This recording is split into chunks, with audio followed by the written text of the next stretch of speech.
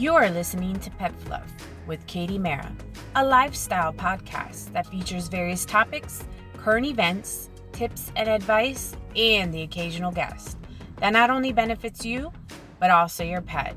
So come and join me and take a listen as I am your host, CDC Mara. Hey guys! It's episode 7, and I'm CDC Mara. Today, I will be discussing activities and places to do and go with your pet, as well as events to do for the petless animal lover. I will also discuss the behavior of a former friendly dog whose behavior has changed in the past several years. But before we get into all of that, let's hit up our first segment, Here's the Scooper. Here's the Scooper, where a captivating current event can spark a conversation or a feel-good story that makes your heart smile. And best of all, it's all about the animals. Before we get started with today's story, I wanted to give out some information that I've come across for people who have been impacted by COVID-19 that are pet owners. Red Rover is an organization that is providing financial assistance to pet guardians with economic hardship when pets are in life-threatening situations. They're also providing boarding financial assistance for ill owners who are unable to care for pets. And these are both emergency resources available financially strapped or ill pet owners. And these are in a grant form, but are going to provide great service for people who really need it. I will post all of this information on my show notes so you can get the proper information and apply for these 2 grants. On to our story from CNN. An escaped peacock is lured back into the Boston Zoo with a cop's mating call from his phone. The Franklin Park Zoo welcomed back their escaped peacocks thanks to an officer's cell phone. During a basic patrol through the Roxbury neighborhood, a patron approached the officers, stated that an animal may have escaped the zoo. Shortly after, they were met by an extremely large, intimidating, but beautiful male peacock. Snowbank is his name, and he is one of 4 peacocks kept at the zoo. The peacocks are free roaming and wander throughout the zoo. It's mating season for the peacocks, so Snowbank may have wandered off looking for a potential peahen, which is, I guess, a female peacock. Didn't know that. An officer found a mating call from his cell phone and lured the bird back into a fenced-in yard before Boston Animal Control was able to escort Snowbank back to the zoo. A spokesperson from the zoo stated, upon learning the peacock's adventure, the animal care team worked quickly with the Boston Police Department and Animal Control to recover Snowbank. We are happy to report that he is back at the zoo and is doing well. We appreciate everyone's assistance to return Snowbank, and we are excited to have guests to return to the zoo and see these beautiful birds in person in the near future. Snowbank has been a resident at the Franklin Park Zoo since 2013. I've actually been to several zoos where peacocks roam freely amongst the zoo, so it's funny that he was able to escape and no one saw, but I'm glad he's back and safe and sound. Now let's get into our next segment, All the Fluff. Follow this vibe, long as it doesn't stir me wrong. Don't leave me aimless, wandering. All the Fluff, where discussions happen and information is absorbed to help aid you and your pet.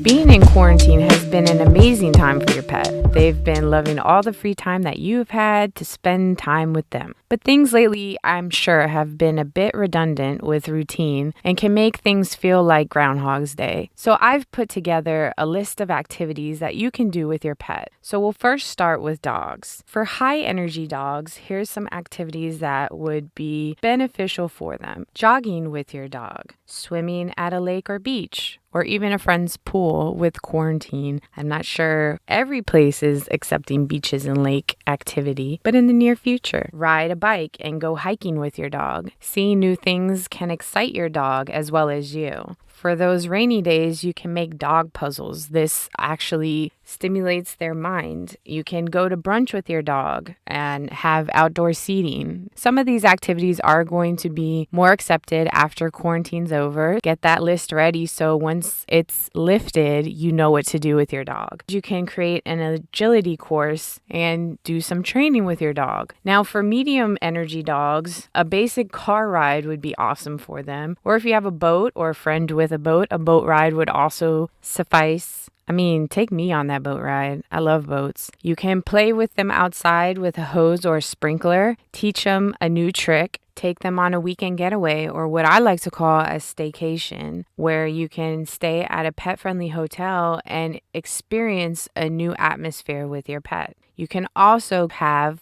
a puppy party. These are also great for dogs who love other dogs and like to interact with dogs and people, and it would just be an awesome event. You can also create a puppy shoot and photograph the dog at a unique location where they can also have fun while taking a photo shoot. Now, for low energy dogs, you can always Netflix and nap. If you're going into work, take your dog to work. I mean, of course, after COVID, need to move around and get that blood flowing? Have a yoga session with your dog. And of course, after that yoga session, take your pup to Starbucks and order a puppuccino, aka a small whipped cream in a cup. Your dog will surely love you to death. Now, for all you cat lovers, here's some activities that you can do with your cat. You can brush your cat, take your cat outside on a leash. That is an activity and an adventure in itself. Seriously, I've done it personally. You can also Netflix and bond and take a cat nap. You can bird watch, get some binoculars, and fill up the bird feeder to attract more birds to the window.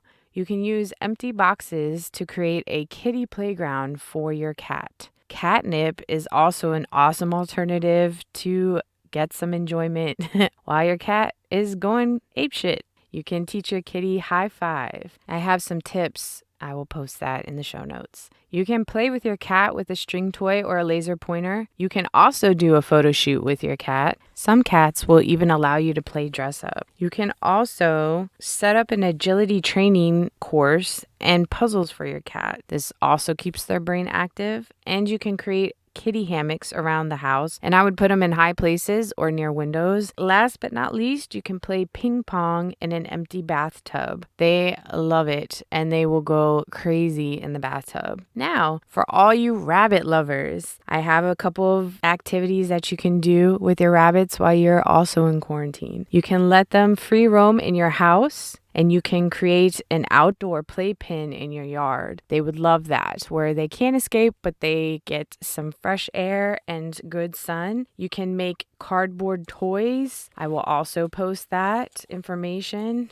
as well as you can create a bunny tunnel. Rabbits forage for their food naturally, so you can play hide and go seek with food, which will also stimulate their mind. You can create a sandbox for them and let them dig. It doesn't have to be sand or dirt, but you can create it with stuffing or pet-friendly peanuts. Last but not least, you can create a vertical landing pad, but not too vertical, something that they could hop up on that's higher than the ground, but not too high where they could fall off and injure themselves. So after hearing all of this, for all of you petless animal lovers, I've also created a list of animal-loving activities that you can enjoy even if you don't have a pet. And of course, pet owners can indulge as well. The first activity is called Doggy Day Out, which is created by Mutual Rescue. It encourages people to take dogs from local shelters on outings and field trips in the community. Some activities include a day trip to the beach or lake, or an overnight stay in your home, or going to a pet-friendly restaurant. In this program, I see that every state has participated, so I found 2 shelters in the DC-Baltimore area that supports Doggy Day Out. In Baltimore, Barks, which is Baltimore Animal Rescue and Care Shelter. I actually follow them on Instagram. They have an awesome Instagram page, so I'm glad that they're participating, and they're located in downtown Baltimore. And in Falls Church, Virginia, which is right outside of DC, is Lost Dog and Cat Rescue, and they're an awesome shelter. They actually have several restaurants that proceeds go to their animal rescue, so I'm glad that they're participating as well. I just think it's like an awesome way to not rent a dog for a day, but to have a dog for a day, and it's almost having a big brother or big sister program for dogs. I just think it's a really cool concept. So the next thing that is really big is conventions. CatCon, if you're a really big cat lover, you've probably heard of CatCon. It's in Los Angeles. It was scheduled for August 29th and 30th, but right now it's on pause due to COVID-19. So I'm not sure when they're going to actually have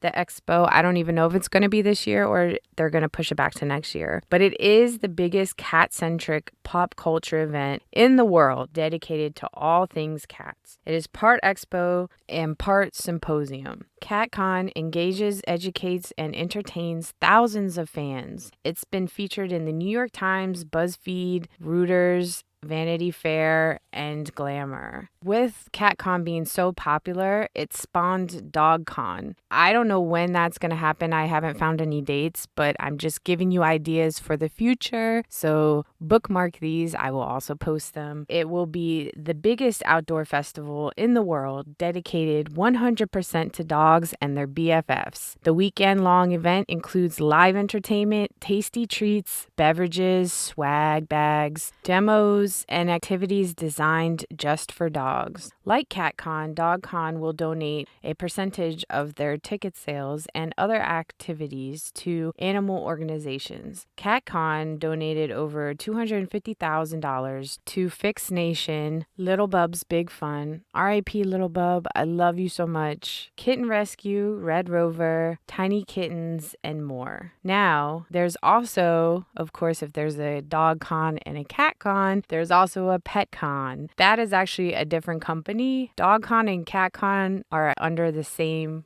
organization. PetCon is actually different. It has much of the same that I've mentioned, plus it has meet and greet with animal influencers. They have demos for products, adoption gardens, speaker sessions, IG moments in food and drink, and it's also been featured in Vogue, Bustle, and Good Morning America. PetCon, I think, was in LA as well. I'm not sure where DogCon will be located, but CatCon is always in LA. Now, featured in the DC area, there is an expo I found called the Super Pet Expo. It will be happening August 28th through the 30th at the Dulles Expo Center, and it's also going to be in Edison, New Jersey, February 12th through 14th, 2021, so it'll be next year. Both events will have shopping and educational sessions, plus food and expo booths. Another expo I found was called the World of Pets Expo, and it's in Tenonium, Maryland, which is the Maryland Fairgrounds, and Hampton, Virginia. And it is a pet-friendly expo, so you can bring your pets. They will have educational workshops, shopping, entertainment, demos, pony rides, and much more. Outside of the DC area, I found some other events, which include the World's Ugliest Dog Competition, which is in Petaluma, California. I hope I didn't butcher that. This competition is actually held at the Sonoma-Marin Fairgrounds and Event Center. The contest is held every June, though June is approaching rather quickly, so I'm not sure what they're going to do this year. Another event I found is called the Dog Bowl, which is held in Frankenmuth, Michigan, and it will be August 14th through 16th and August 20th through 23rd. It is the largest Olympic-style event for dogs. It hosts 30 different styles of events. You can bring your dog there, so it seemed like a really cool event. So it is happening in August, so if you live in Michigan, and I don't know where Frankenmuth is, you would probably have a grand old time. Now, the last event I found is for parrot lovers. It is called the Parrot Festival, and it's hosted by the National Parrot Rescue and Preservation Foundation. They did have their event January of this year, 2020, hosted in Houston, Texas, and this event includes speakers, raffles, exhibitions, and live shows and demos, as well as a large banquet dinner. So it seems like a lot of fun if you're into parrots and are a parrot lover. So these are some of the activities that you can do with your pets, as well as visiting pet activities in the area, pet events. So I hope you have a lot of fun with those and put them in your calendars for the future. They may not happen in 2020, but definitely 2021 is the year that these will happen, and they all seem like a lot of fun. So now we're going to go on to our next segment, Q&A time.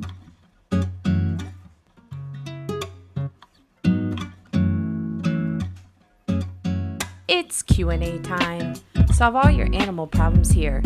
No matter how pressing or silly your question is, don't worry, I got you covered. Now, it's time to get into the nitty-gritty.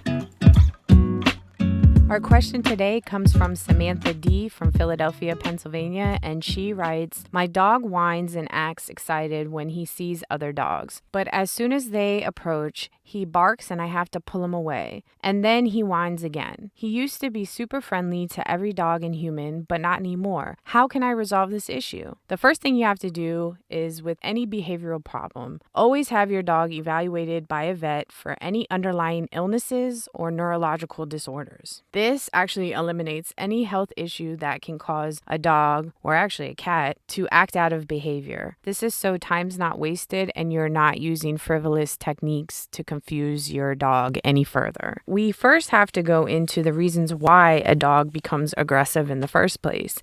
And there's 4 reasons why dogs behave aggressively: fear, possessiveness, frustration, and showing of dominance. So with fear, it comes from a sense that they are in danger and can't escape, so they defend themselves. This behavior is usually shown in abused and neglected dogs. The dog experienced an extremely traumatic event, or it wasn't properly socialized as a puppy. So with possessiveness, this happens when a dog is fixated on an object.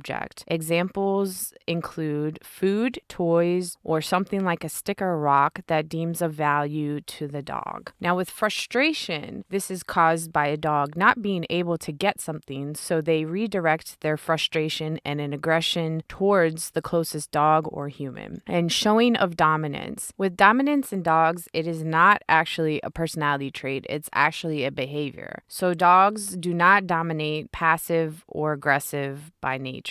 This develops with their living circumstances. Dogs who are dominant must prove that they are in charge and become aggressive if their position has been challenged. Dominance aggression tends to be mistaken by other more common forms of aggression. Now that we've discussed what aggression is and the different types, let's go over the leash greetings. When we tend to greet other dogs, our dogs can always feel the owner's demeanor through the leash. This is actually helpful for training dogs with extreme fear and trust issues, but that's for another topic. When a dog tends to be an excited greeter, owners will automatically pull the dog away from an oncoming person or dog. The dog can't reach the target, thus causing frustration. Prolonged and repetitive behavior can cause the dog to react aggressively towards other dogs and people. What do? First, you have to have the proper equipment. By proper equipment, I mean not just putting a leash to a collar, but having a front clipped harness, which is good for better control, a prong collar. And a lot of people are afraid of prong collars, but they are very effective when they're properly used. And for some dogs, a gentle leader may also be a great option. It gives complete control over the dog's whereabouts. Now, keep in mind, having the proper equipment is not the magic solution. This will have to coincide with the changed behavior with not only the dog, but also the owner. With the proper equipment, here are some tips that can help you move forward with your dog. You want to be able to redirect the aggressive behavior with treats. First, you would want to practice this ahead of time prior to them meeting and greeting with other dogs and people, because consistency is the key. So you want to bring small treats with you, and you want them to train with the sit and wait commands, and then you reward them with treats. While doing all of this, you also want to have a relaxed leash. You don't want it to be tight because, again, they can feel the tension within the leash and it would be counterintuitive.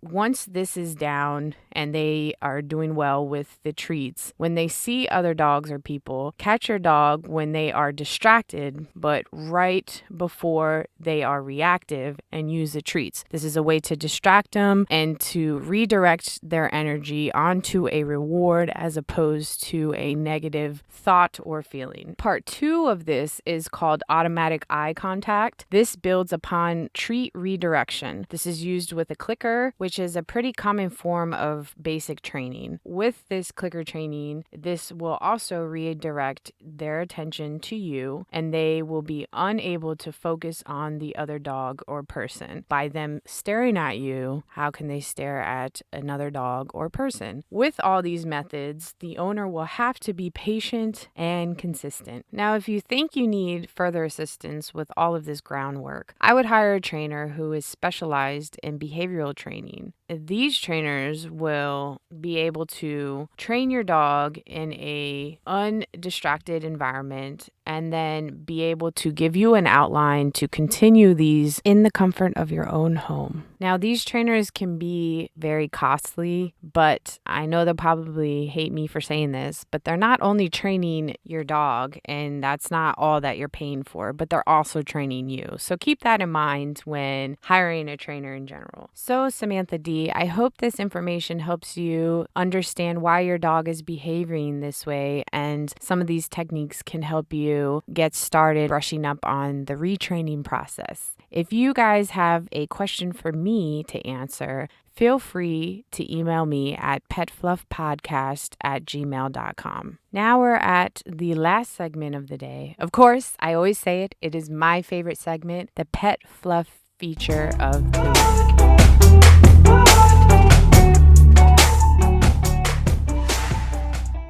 Well, it's time for my favorite segment, which is the feature pet of the episode. This is where I showcase a local DMV pet that is in need of a forever home. So, let me help you find your forever pet. You guys are going to love today's kitty so much. But before we get into our feature pet of the episode, I wanted to tell you a little bit about Four Paws. They are a nonprofit, community-based, all-volunteer organization that takes in neglected, abandoned, abused, and unwanted cats and kittens. Cats rescued by Four Paws receive vaccines and appropriate veterinary care before being adopted into permanent and loving homes. An animal rescued by Four Paws will never be euthanized except out of medical necessity. Additionally, Four Paws is dedicated to supporting the management of populations and improving the health of feral cat colonies. Four Paw volunteers also hold seminars in local schools to teach children the importance of responsible pet care. Noel is our feature pet of the episode. She is a new arrival from PG County's animal shelter. She came to Four Paws during the COVID-19 pandemic when the shelter closed its doors to the public. She is a gal that ended up in a shelter when her previous family could no longer keep her. She is now ready and waiting for a loving new home. There isn't much information on Noel's background, but if she's adopted into a home with another friendly feline, proper introduction procedures still need to be followed, and there are helpful guidelines available on the Four Paws website. Since she is new to Four Paws, they don't know how she'll behave around dogs or children. Noel was born in April 2014. She is spayed, current on her vaccinations, and combo tested negative and microchipped. If you are interested in Noel, please reach out to Four Paws, and I have the link in our IG account Linktree for more information.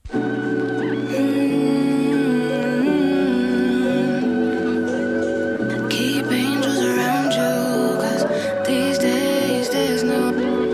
Keep angels around you, 'cause these days there's no promises. Oh, that music's coming in. You know what that means? It means I gotta go. In case you haven't heard, I'm actually now on YouTube. This is probably an easier platform available for those who are not true podcast listeners. Please like and subscribe on YouTube, and don't forget to hit that notification bell for every updated episode available. You can also follow me on Instagram at CRC Pet Service. You can find all of the information that we've talked about today, all of the adoption information, all of the resources available. You can find it there. I would love if you guys became a listener to Pet Fluff with Katie Mara. I am on all major platforms: Apple Podcasts, Google Podcasts, Spotify, Podbean, Castbox, Buzzsprout, etc. I actually just got approved on iHeartRadio. Apparently Apparently, they're the #1 podcast platform now. Who knew? I think the only platform I'm still waiting to hear from is Pandora, but I'm literally on everything else. Follow me to get notifications on every time I update new episodes. Now, if you are in